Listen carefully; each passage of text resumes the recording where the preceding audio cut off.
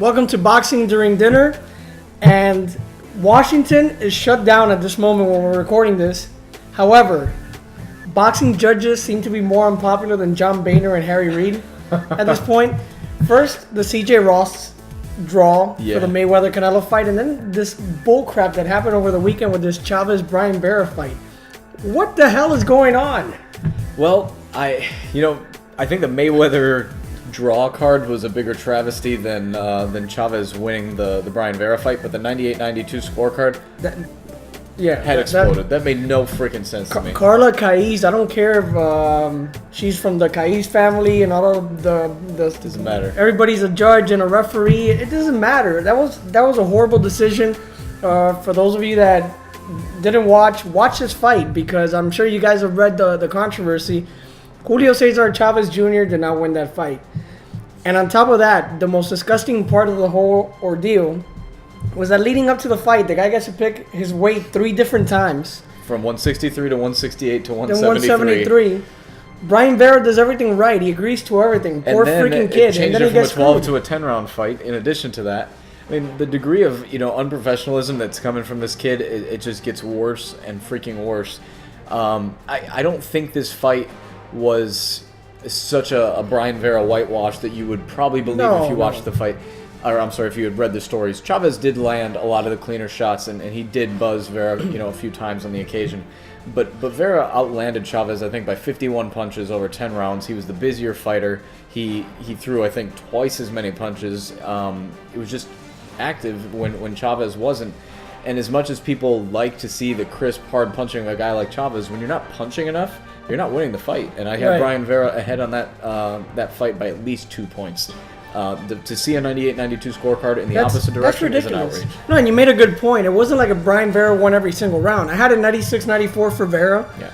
A scorecard of 95-95 would have even been fair to me because, like you said, Chavez did land the harder punches. Vera didn't do much damage with his, but he threw more punches, landed more punches. But it's just that 98-92 score, the fact that none of the judges saw Vera win or even gave it a draw.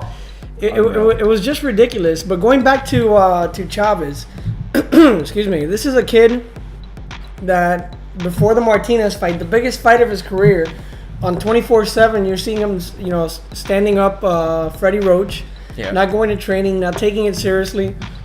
After the fight, tests positive for marijuana, gets suspended, and then he does this crap. I mean, this kid is pretty much taking himself out of the equation completely. He's not, though. Here's the thing.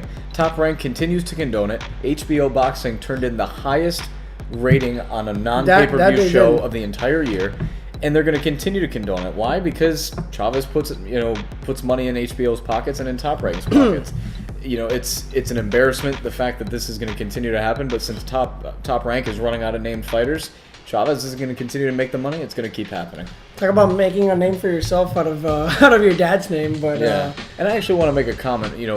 I was kind of blown away by the commentary, how poor it was. I think for the Chavez Vera fight, where Jim Lampley and Andre Ward seemed to really be completely overlooking any time that something clean was landed by Brian Vera, but would cream their shorts anytime Chavez landed a body shot or something like that. Well, for Andre Ward, I guess if you're talking about Chavez still being in the equation, because he wants to make money off of Chavez too. Andre Ward will make money off Chavez, and he'll beat him rather easy. Right, 100%. But to me, HBO Boxing has quickly become the sports center of boxing, which is they're in it to market to the guys who make the most money for that network, and that's it. It's an entertainment network, and it's not a true boxing network anymore.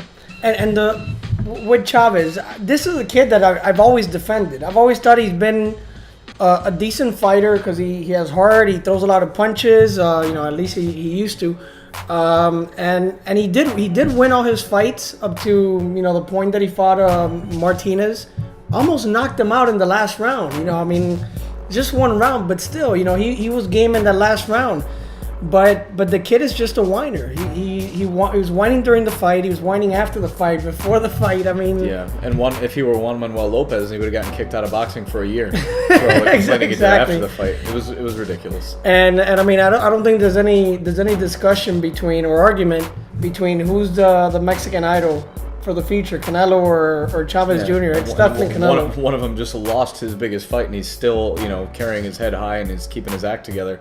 And Chavez is an absolute mess as far as I'm Only concerned. two things made the weekend better. One, the finale of Breaking Bad, which was absolutely phenomenal. Greatest finale of all time. I've never seen it. Two, Adonis Stevenson. Yeah. This guy went from, is he for real? He knocked out Chad Dawson with just one punch. He's for real. And this is a guy who needs to take advantage of his career now. Because he's already into his late 30s. But Adonis Stevenson looked fabulous against Tavoris Cloud. Yeah, 100%. He turned out to be a slick boxer, which maybe surprised the masses, but maybe... He was throwing a jab. I couldn't believe it. Circling, Cloud from every angle. I mean, Cloud has always been a stationary fighter, but he was particularly, feet stuck in rocks, not hitting anything the whole night. I mean, Emmanuel Stewart's probably the only person who wouldn't have been surprised that he put on this type of boxing show, because everyone in the general public knows that he, whitewashed Chad Dawson inside of a round. The guy's got probably the most powerful hands in boxing, but went out and didn't even necessarily have to use that on a night that he completely outclassed Tavoris Cloud. But even when he was landing, like he said about his powerful hands, I mean, it was kind of like Golovkin. That he's landing these punches that you don't even think they're landing that hard. And you see Tavoris Cloud just like wobbling all over the ring, and you're like, what the hell is this? This guy's for real, man. And when he's probably the scariest fighter from 168 through the cruiserweight division. Yeah, you would have to totally agree with that. And I'm with you in the sense that his time is now. He's 36 years old. Good for him that he's a boxer. You know what I mean? So on occasion, it's not like he's going to get in there. He's there to be hit, but when you're 36, outside of Floyd Mayweather, it's time to really put together the big fights. He wants Bernard Hopkins. I think that's a very makeable fight, provided that Hopkins gets by Carl Murat at the end of October. And outside of that, I mean, who knows? Maybe a good money fight for Andre Ward to move up a weight class. And Stevenson, up until a few weeks ago, was fighting. A few weeks ago, relatively speaking, was fighting at super middleweight. He rarely comes in at the limit anyway, so I don't think it would be difficult for them to fight at a catch weight of 170, 171. I think that's a compelling fight for a couple reasons. Now the way the guy draws in Canada, do you think his fights from now on will be in Canada? Because I don't know how much drawing power an Andre Ward Stevenson fight will have in the States. Well, I tend to think that what's actually going to happen is that he's going to end up fighting the winner of the Jean Pascal versus Lucien Boutet fight. And that might end up being, a round robin among those three guys, because you put any one of those guys against one another in Canada, and that's a huge event. Especially Pascal. Right, and those guys sell, out. I mean, I truly believe that Pascal versus Boutet at the beginning of 2013 is going to be one of the biggest events in boxing, provided that it's in Canada, and it's because those guys are such big names there. Your favorite fighter, Miguel Cotto, is fighting this weekend against Delvin Rodriguez. Yep. And I don't know how Cotto's going to look. I don't know how Delvin Rodriguez is going to look.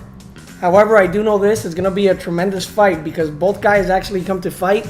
Delvin Rodriguez, remember his wars against Woloch and against Cotto. I don't think it's going to be any different. I don't think so either. I agree 100%. These guys are come to trade. Delvin Rodriguez, I think, has a significant advantage in size and reach here. Cotto probably going to be personality too. And in personality, Cotto's going to be perceived as the stronger guy here, but he really has not in recent fights shown that he's a power puncher at 154. So maybe recent fights, pretty much since he's come up to 154, he's not proven to be a power puncher. Everything we're hearing out of camp is that Freddie Roach is pulling the best out of Miguel Cotto. But how often have we heard that before? I'm fighting the best of my career now when I'm with Pedro Diaz, or when I was with Joe Sanchez, or Emmanuel Stewart. I mean, this guy's changed trainers more than I changed underwear over the past several years. Evangelista Cotto. Yeah, his uncle throwing bricks through his Jaguar. So, which Miguel Cotto are we going to see? It's hard to imagine that Cotto is going to get. You're going to see some sort of an improvement in him after two consecutive tough losses and at the age of 32 after the wars he's been in. But, everything we're hearing outside of camp is Freddie Roach has brought that body attack back. He's finally developing a little bit of power at 54. But is that going to make a difference, when you're fighting a guy who's bigger and can take your punches? This is a fight that Cotto should win. We said the same thing against Austin Trout, though. Austin Trout's a more difficult fighter, 100%, a more complete fighter than Delvin Rodriguez. I agree. But for Miguel Cotto to sell his swan song type of fight at the end of his career, which I believe is going to be against Sergio Martinez, provided he looks good in this fight. But that's the way for him to sell his next big fight, is to look good here in the Rodriguez fight. You know, as the fan of him, I hope he does. As a fight fan in general, you know, I want to see a good fight. And you don't think that Rodriguez is going to have the power to knock out Cotto, but he has the size and busyness factor on occasion to give someone like Cotto trouble. So it'll be interesting. And Cotto better come prepared, because like you said, you're thinking Sergio Martinez. I'm thinking maybe even Canelo Alvarez sometime in April or May of next year. It's one of those two. That'll be a huge fight. Mexico, Puerto Rico. You know, that's an ongoing rivalry from forever. And in the latter years, there hasn't been that Puerto Rican star to make that fight. So why not take advantage of Canelo's star power and Miguel Cotto, who's still a big star in Puerto Rico, and make that fight? I agree 100%. In either way, you know, as a fight fan, you have to be compelled by those two storylines. You know, Cotto could either fight, you know, Mexico's biggest star on the Mexican, you know, holiday in May, which is, you know, a very likely scenario. The old school versus the new school. Both guys are compact, powerful punchers at that weight class. Then you have this scenario where Cotto could jump to 160, which I think is an even more winnable fight against a relatively small middleweight in Sergio Martinez, who has not looked the same in his past 13 rounds of boxing. So, you know, you don't know what kind of Sergio Martinez is going to come in after a year off. I think that the Cotto versus Canelo fight is extremely interesting in a number of ways. Yes, Cotto was outclassed by Austin Trout. I think the Trout-Canelo fight was pretty close. But again, you're comparing two different fighters when I think Cotto and Canelo match up pretty physically evenly and style-wise a little bit too. We spoke about this. I would still lean towards Canelo. But then even the Sergio Martinez fight is pretty compelling. So I think, you know, Miguel Cotto's got a lot to lose on Saturday, and Delvin Rodriguez has a lot to win. What's amazing is that, you know, he's still relevant all these years later, and Miguel Cotto's still a force to be reckoned with in boxing. But, you know, hopefully, all I could hope for is a good decision. If it goes to 12 rounds, please do not give another bad decision. Boxing, that's what hurts boxing. And then, you know, the PTI got criticized before the Mayweather fight for the boxing is dead. But it's crap like that happens that, you know, leaves a bad taste, and they deserve it. Boxing deserves it. Same thing with politics, boxing. I mean, you know, very, very unpopular at this point. But one more thing before we go. Friday, if this is on YouTube by Friday morning or Thursday or Wednesday, Boxeo Telemundo, good fight. Matty Villanueva and Daniel Lozano. They're two young up and coming kids who have a feature in boxing. Cuban Puerto Rican against a Mexican American who does not speak like a lick of Spanish. Interesting. So. There was a redheaded Mexican who made his way on Boxeo Telemundo once upon a time. Canelo Alvarez started there. So good fight. Matty Villanueva, he looks like Alex with the hair. Beautiful man. Beautiful guy back there. So we'll talk about it next week on Boxing During Dinner.